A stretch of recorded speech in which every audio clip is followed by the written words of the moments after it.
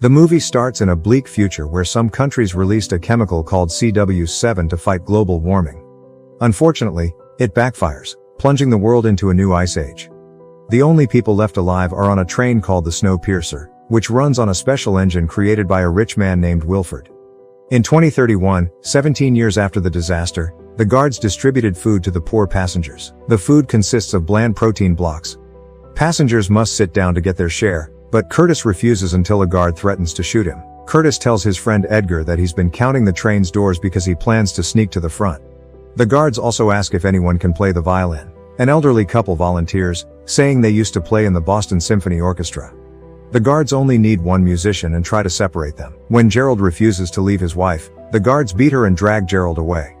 Curtis visits Tanya and her son Timmy, offering to trade protein blocks. When Curtis opens his new block, he finds a small capsule with a message inside. He takes it to Gilliam, an old man with one arm who is sitting by the Wilford logo on the wall. The message is a single word: Nam, the name of a security expert imprisoned elsewhere on the train. Curtis wants to get Nam's help for a revolution and asks Gilliam to help plan their next move. Later, Wilford's assistant Claude arrives with guards to measure the children. When Timmy tries to hide, the guards catch him and beat Tanya to silence her. Claude also takes Andrew's son Andy. Desperate, Andrew throws a shoe at Claude, and the guards restrain him. Soon after, young Franco and old Franco put a clock around Andrew's neck and force his arm through a hole in the wall, exposing it to freezing temperatures. Andrew screams in pain, and Minister Mason arrives to give a speech, scolding the passengers for their disobedience. She places the shoe on Andrew's head and insists that everything on the train must follow strict order. When she tries to call Wilford for a speech, he doesn't answer. The guards break Andrew's frozen arm with a hammer. In the following days, the passengers from the back section work hard to build a tool for their planned uprising. Curtis also gets some cannoli, a highly addictive and flammable substance used by addicts for a high. Curtis remembers Mason calling the guards' weapons useless guns, suspecting they ran out of bullets during the last revolt. An artist in their group draws portraits of Andrew and Tanya's children. One day, an alarm goes off, and everyone lines up for the guards. The group uses their device to create a distraction by protesting the protein blocks. When a guard threatens to shoot an old man, Curtis steps in front of the gun. The guard pulls the trigger, but nothing happens, showing Curtis was right about the guns being empty. The chaos that follows allows the group to push their makeshift device through the train cars, with Curtis riding on top. A fierce fight breaks out between the guards and the rebels, but the rebels win because the guards have no ammunition. A huge guard blocks their path, but Gray, one of the rebels, kills him and takes his keys. The rebels reach the prison car, where the cells are actually compartments built into the walls. They use the keys to free Nam, who is disoriented from addiction. Curtis talks to Nam using a translator and offers him cannoli in exchange for helping them bypass the doors in the upcoming cars. Nam lights a cigarette, something not seen for over a decade, which Little Chan quickly steals matches. After thinking it over, Nam agrees to help, and they move to the next door. Yona, Nam's clairvoyant daughter, warns that there's no one on the other side before Nam opens the door, revealing an empty car.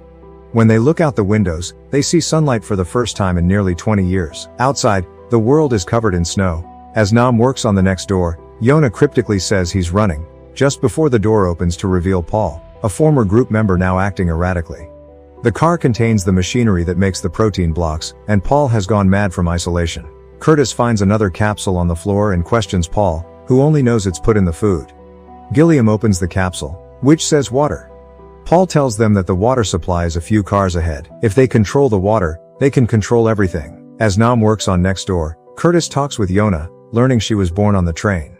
Curtis, who only remembers life on the train, wonders if Yona is clairvoyant. Before they can discuss it further, Yona warns them not to open the door. Sadly, the door opens to a car filled with masked men with axes. The masked men hold up a fish as a warning before gutting it in front of the rebels. Despite this, the rebels charge forward, starting a bloody battle. Curtis and Edgar fight their way through, but Curtis slips on the fish. Edgar saves him just in time, but more masked men block their way as the train crosses an icy bridge. The train shakes violently, causing everyone to stumble except Yona and Nam, who look out at the cliffs below. After crossing the bridge, the fight resumes until Mason and the Francos enter the car. Mason scolds the rebels, reminding them of the shelter and food Wilford provides. She coldly says that 74% of the rebels will be killed. Furious, Curtis throws an axe at Mason, but it is blocked. Mason's men put on special masks, and Mason uses binoculars. Yona warns Curtis about a long tunnel ahead. As the train enters the tunnel, the car goes dark, giving the masked men the advantage. The rebels are quickly overpowered, and many are killed while Mason watches with amusement.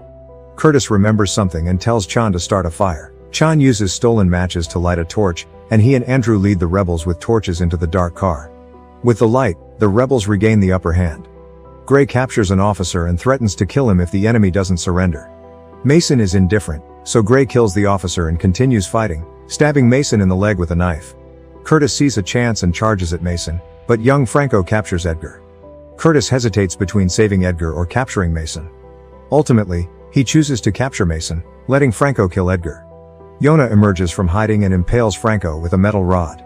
The group captures old Franco and washes off the blood in the next car with running water. Tanya and Andrew torture Mason for information on their children, but Mason only knows they were taken to Wilford. Curtis then threatens to turn off the water supply. However, despite his confidence, Mason laughs at him and explains that the train's water comes from melting snow and ice as it moves forward. Curtis is furious and almost kills her, but Mason persuades him to keep her alive because she can ensure they pass through safely. That night, while everyone else rests, Curtis and Gilliam stay awake to plan their next move. Gilliam is troubled by the many deaths, so Curtis volunteers to continue alone, allowing Gilliam to stay behind and watch over everyone. After seeing Curtis's scar, Gilliam agrees. The next morning, Curtis, Andrew, Tanya, Nam, Gray, and Yona head out with Mason handcuffed at the front. Their first stop is a greenhouse full of fresh fruits and vegetables for the rich passengers. Nam gives Yona some dirt, which she finds fascinating because she's never touched it before. They then enter a huge aquarium, where Mason offers them sushi. Since fish is rare, Mason is surprised when Curtis forces her to eat a protein block instead, which she knows is not pleasant. After passing through a car with butchers, they find a classroom filled with noisy children.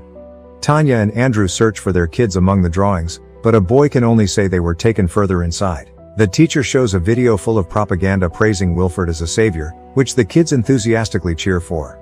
Then, the teacher sings a song teaching the kids they will die if the train ever stops.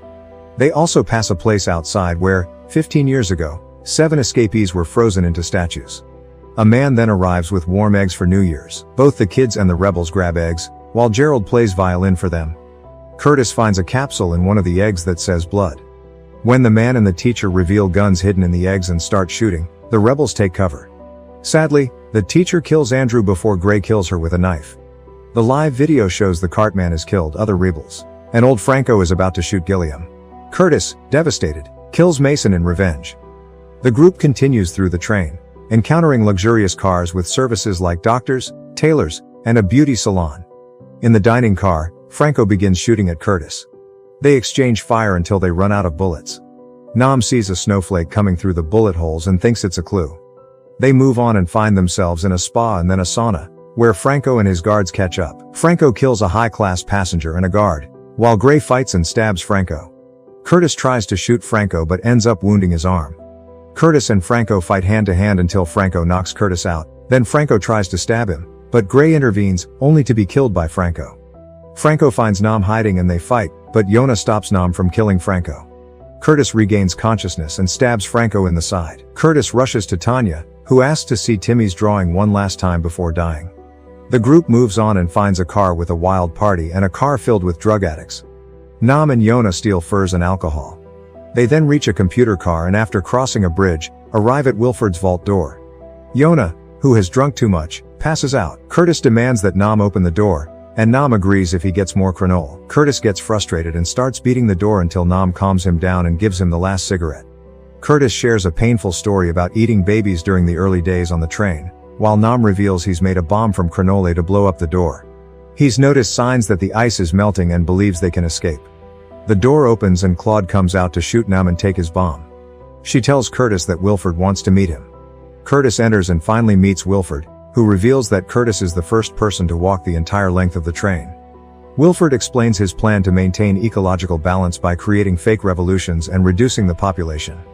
He calls for the egg guy to kill the remaining poor people and spare 18 to celebrate their 18th year. Curtis realizes Gilliam was working with Wilford all along and that the logo Gilliam was near was his private phone. Meanwhile, Franco wakes up and Yona and Nam fight off more attackers. Yona finally opens the door and kills Claude. Curtis, under Wilford's manipulation, pushes Yona away, but she reveals Timmy working on the engine. Wilford explains that children are used to replace broken parts in the engine. Curtis, enraged, attacks Wilford and stops the engine, giving Yona the matches. As Yona runs out, Andy restarts the engine. Nam kills Franco, Yona lights the crenol, and Curtis stops the engine again, allowing Timmy to escape. The explosion destroys the door and triggers an avalanche that buries the train. The front of the train jams into the snow and stops. Timmy and Yona, wearing furs, wake up among the wreckage and watch a polar bear, realizing they are safe from freezing. With that, the movie ends. Don't forget to subscribe to our channel. Thanks for watching. See you next time.